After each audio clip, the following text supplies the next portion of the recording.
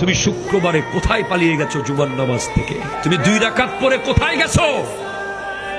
তুমি কাকে ব্যস্ততা দেখিয়েছো? তুমি সেনাবাহিনীর প্রধানের সামনে থেকে যদি বলো, sir I am so busy, I have to go, বুটের লাঠি ছুটে তোমাকে নদীতে ফেলে দেবে।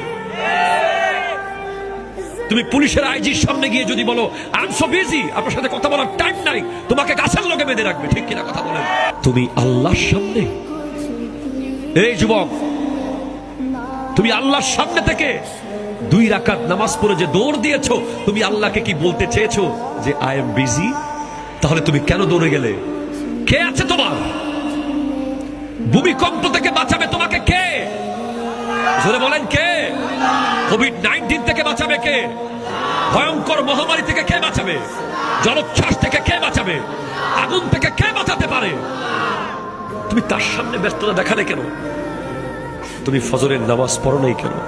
যদি এমন হয় যে আজকে রাতে একটা ফেরেশতা এসে যদি বলে যে 1 ঘন্টা পর মারা যাবি, তুমি ফজরের নামাজ পড়বা না?